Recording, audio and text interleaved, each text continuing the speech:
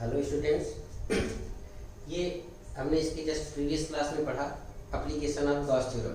First application हमने पढ़ लिया कि स्ट्रेट वायर के कारण इलेक्ट्रिक फील्ड की वैल्यू कैसे निकालते हैं अकॉर्डिंग टू गॉस थ्योरम। ये है सेकेंड एप्लीकेशन। इसमें है कोई थिन शीट है, थिन शीट वो भी यूनिफॉर्मली चार्ज। थिन शीट का मतलब हम जैसे एक प्लेन पेपर हम मान लें, तो वो थिन शीट जो कि यूनिफॉर्मली चार्ज है उसके कारण किसी पॉइंट पर आपको इलेक्ट्रिक फील्ड की वैल्यू निकालनी है according to Gauss theorem.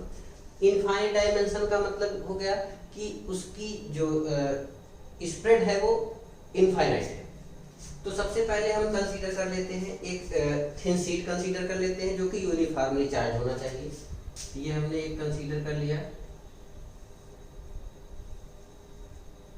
Means ये इधर भी स्प्रेड रहेगा इधर भी इनफाइनाइट डायमेंशन तक।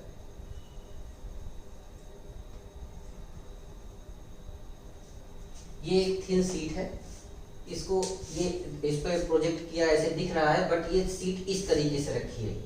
शीट इस तरीके से होगी बट इस पे इस तरीके से बनाया गया है। मान लेते हैं ये पॉजिटिवली चार्ज है यूनिफॉर्म, तो हमने पॉजिटिव चार्ज बना दिया इस पे।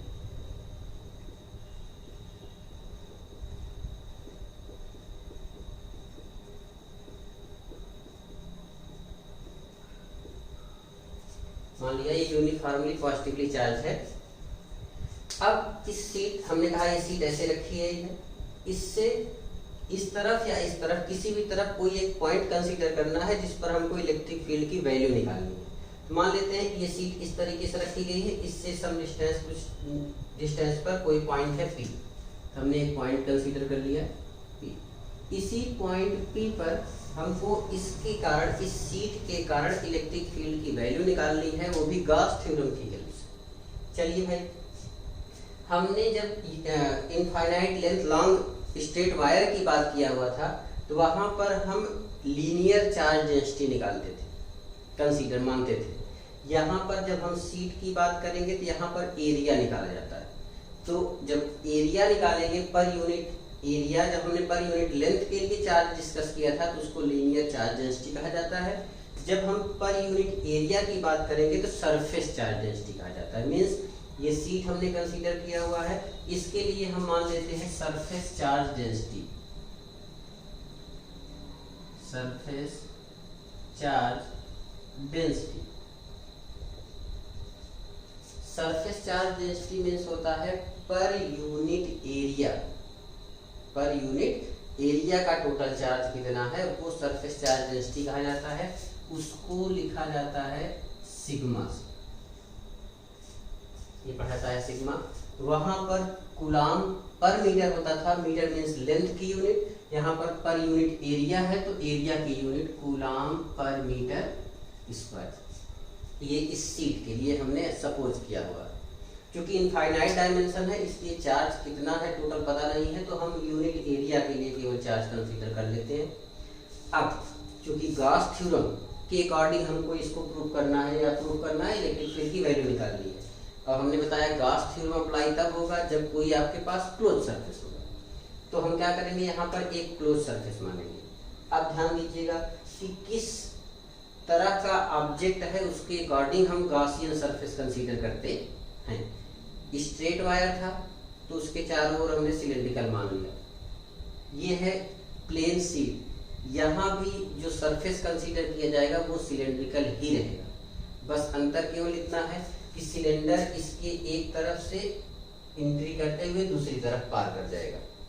तो ध्यान दीजिए, जितनी डिस्टेंस पर शीट से ये पॉइंट P है इसके जस्ट अपोजिट डायरेक्शन में हम एक दूसरा पॉइंट इसकी शीट में ही मान लेंगे P डैश। अब एक सिलेंडर हम कंसीडर करेंगे जिसका दोनों प्लेन सरफेस, ये प्लेन सरफेस हो गया, हमने बताया था ये कर्व सरफेस होता है। तो ये पूरा सिलेंडर इस शीट के अंदर से होते हुए पॉइंट P डैश से P तक पहुंचेगा। मीन्स कि पॉइंट P और P डैश ये दोनों प्लेन सरफेस के सेंटर पर लाई करेगा। तो हमने एक सिलेंडर कंसीडर कर लिया जो कि इस शीट के अंदर से होकर जाएगा और जो पॉइंट है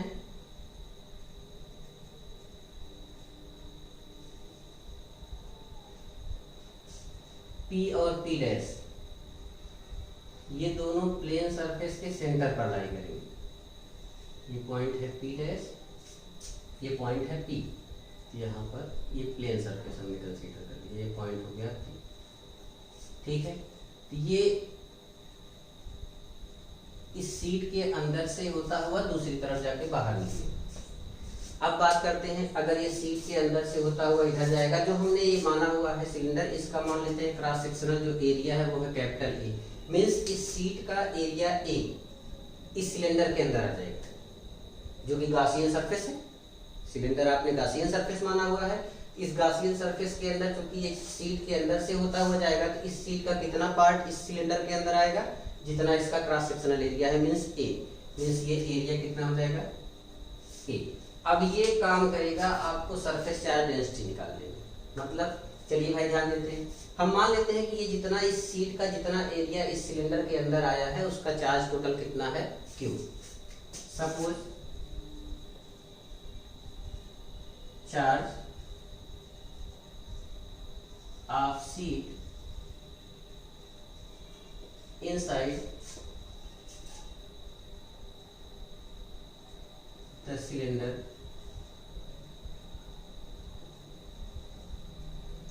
is Q और एरिया कितना है A, मतलब A एरिया में टोटल चार्ज कितना है Q। Therefore sigma equal to, हमने बताया पर यूनिट एरिया का टोटल चार्ज हो जाएगा total charge upon total area is equal to total charge कितना है Q और कितने एरिया पर है A, तो ये जाएगा Q अपॉन A और यूनिट हमने बताया कूलाम पर मीटर स्क्वायर। अब सेम वही काम करना है जैसे हमने स्टेट वायर के लिए किया हुआ था। स्टेट वायर में हमने बताया था सिलेंडर के पास दो सरफेस होते हैं, दो तरीके के सरफेस होते हैं, एक कर्व सरफेस होता है और दो प्लेन सरफेस होते हैं। यहाँ भी ये आपका कर्व सरफेस हो गया, ये दोनों तरफ प्लेन सरफेस हो गया। सबसे पहले हम कर्व सरफेस की बात कर लेते हैं। कर्व सरफेस पर ध्यान दीजिए, हमने अगर कर्व सरफेस पर हम कोई स्मॉल एरिया कंसीडर करते हैं, मान लीजिए DA, तो इसके लिए इलेक्ट्रिक फील्ड ध्यान दीजिएगा ये इस तरीके से शीट रखी रही, इसका मतलब ये पॉजिटिव चार्ज हो गया। अगर पॉइंट इधर है तो electric field away from the positive charge और पॉइंट इधर है अवे फ्रॉम द इधर हो जाएगा, तो मीन्स यहाँ पर इलेक्ट्रिक फील्ड की डायरेक्शन ये हो जाएगी वेक्टर E, बट सिलेंड्रिकल है। ध्यान दीजिएगा ये सिलेंडर है, तो कर्व सरफेस पर जो एरिया वेक्टर कंसीडर किया जाएगा तो वो सरफेस के परपेंडिकुलर रहे। यहाँ पर अगर हमने सरफेस कंसीडर किया हुआ है तो ये हो जाएगा vector DA, means curve surface पर दोनों के बीच का एंगल हो जाएगा 90 डिग्री, एरिया वेक्टर के बीच का और इलेक्ट्रिक फील्ड। बट जो प्लेन सरफेस है यहाँ पर हमने एक एरिया कंसीडर कर लिया, स्मॉल एरिया वेक्टर DA। ध्यान दीजिएगा शीट इधर है पॉजिटिव चार्ज और ध्यान दीजिए ये प्लेन सरफेस है। प्लेन सरफेस पर अगर हमने कोई एरिया कंसीडर किया तो उसका परपेंडिकुलर इस साइड होगा और इलेक्ट्रिक फील्ड भी इसी साइड रहेगा। यहाँ से आ जाएगा ये एरिया वेक्टर वेक्टर DA और पॉजिटिव चार्ज इधर है तो इसका इलेक्ट्रिक फील्ड भी वेक्टर की इसी तरफ हो जाएगा 0 डिग्री। बट इधर वाले प्लेन सरफेस के लिए ध्यान दीजिए, अब इसके लिए परपेंडिकुलर इधर हो जाएगा, ये एरिया वेक्टर और इलेक्ट्रिक फील्ड पॉजिटिव चार्ज अब इधर हो गया, अवे मतलब पॉजिटिव चार्ज इधर है तो इधर से अवे इधर हो जाएगा, ये हो गया इलेक्ट्रिक फील्ड। तो तीन जगह पर आपको इलेक्ट्रिक फील्ड शो किया गया है और एरिया वेक्टर दो प्लेन सरफेस पर जहां पर इलेक्ट्रिक फील्ड और एरिया वेक्टर पैरेलल है, मींस बीच का एंगल 0 डिग्री है। कर्व सरफेस पर आप कहीं भी दिखाएंगे, चाहे आप नीचे दिखाए या ऊपर भी दिखा देंगे, तो ये बीच का एंगल कितना आ जाएगा 90 डिग्री। चलिए भाई, तो फिर यही हम करेंगे, गॉस थ्योरम अप्लाई करना है। तो गॉस थ्योरम में इलेक्ट्रिक फ्लक्स निकाला जाता है, तो यहाँ पर इलेक्ट्रिक फ्लक्स निकालेंगे। कर्व सरफेस के लिए अलग से इलेक्ट्रिक फ्लक्स निकाला जाएगा, प्लेन सरफेस के लिए अलग से इलेक्ट्रिक फ्लक्स निकाला जाएगा। चलिए भाई, तो सबसे पहले हम कर्व सरफेस के लिए फॉर कर्व सरफेस के लिए इलेक्ट्रिक फ्लक्स ध्यान दीजिए, phi suffix C equal to integration vector E dot vector DA। दोनों के बीच का एंगल कितना है 90 डिग्री और तो ये हो जाएगा E DA cos 90 और cos 90 की वैल्यू 0, ये इक्वल टू हो जाएगा जीरो, मीन्स कर्व सरफेस से पास होने वाला टोटल फ्लक्स हो जाएगा जीरो। अब बचता है दो प्लेन सरफेस। प्लेन सरफेस के लिए ध्यान दीजिए, फॉर प्लेन सरफेस, चलिए प्लेन सरफेस के लिए निकालते हैं। दो प्लेन सरफेस है तो phi suffix p equal to first surface के लिए मान लीजिए उधर या इधर जो भी कंसीडर कर लीजिए, vector e dot vector dA plus integration vector e dot vector dA। दोनों सेम डिस्टेंस पर है, एरिया भी हमने सेम कंसीडर किया हुआ है तो हम यहाँ पे 2 लिख सकते हैं। ये हो जाएगा integration e dA cos 0 degree, cos 0 की वैल्यू है 1, therefore phi suffix p equal to हो जाएगा 2 इंटीग्रेशन e dA। अब ध्यान दीजिएगा, ये सीट भी स्ट्रेट है प्लेन, और जो सिलेंडर का ये पोर्शन है ये भी क्या है प्लेन, तो दोनों हो जाएंगे पैरेलल, दोनों पैरेलल हो जाएंगे। तो इस सीट से इस सीट से ये भी प्लेन है तो प्रत्येक पॉइंट सेम डिस्टेंस पे हो जाएगा। डिस्टेंस सेम हो जाएगी, प्रत्येक पॉइंट पर इलेक्ट्रिक फील्ड की वैल्यू इधर भी और इधर भी सेम रहेगी। तो ई आपका इंटीग्रेशन से बाहर आ जाएगा, तो हो जाएगा 2e और इंटीग्रेशन dA। ध्यान दीजिए dA इस प्लेन सरफेस पर स्मॉल एरिया है, तो क्योंकि हम प्लेन सरफेस के लिए निकाल रहे हैं, जब इंटीग्रेशन dA हो जाएगा तो प्लेन सरफेस का टोटल एरिया, प्लेन सरफेस का टोटल एरिया कितना हमने कंसीडर किया हुआ है पहले से ही a, यहाँ पे हो जाएगा integration dA equal to a, therefore phi suffix p equal to 2e और इंटीग्रेशन dA का मतलब हो गया a, since integration dA equal to a। ये आ गया आपका इलेक्ट्रिक फ्लक्स प्लेन सरफेस के लिए। हमको टोटल फ्लक्स निकालना है, देयरफॉर टोटल फ्लक्स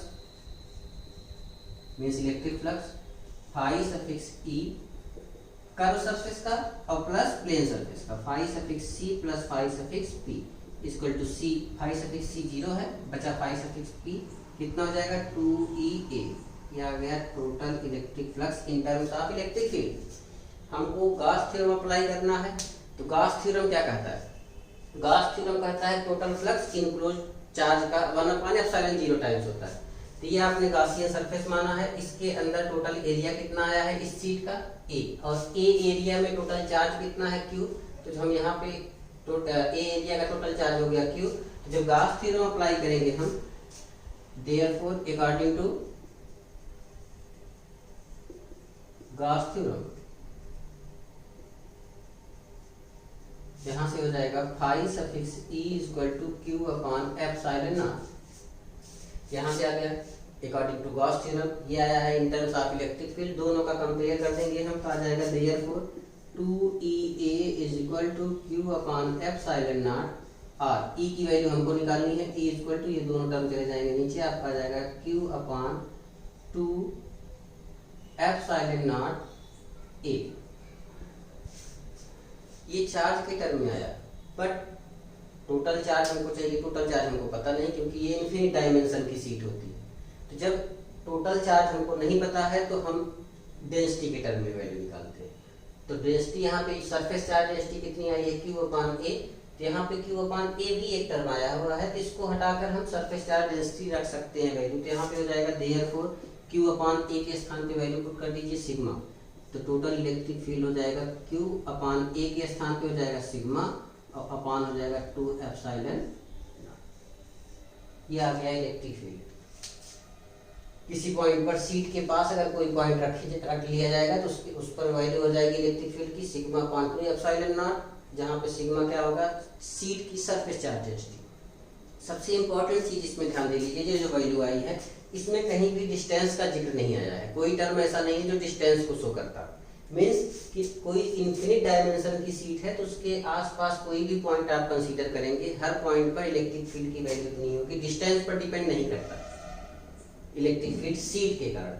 तो ध्यान ये रहिएगा कि यही आपका एप्लीकेशन प्रूव करने के लिए भी आता है कि prove that electric field near uniformly charge thin sheet does not depend distance. यहाँ तक आप प्रूव करेंगे, फिर आप लिखेंगे सिंस इस जो टर्म आया हुआ है इसमें डिस्टेंस का टर्म है नहीं, इसका मतलब इलेक्ट्रिक फील्ड की वैल्यू डिस्टेंस पर डिपेंड नहीं करती।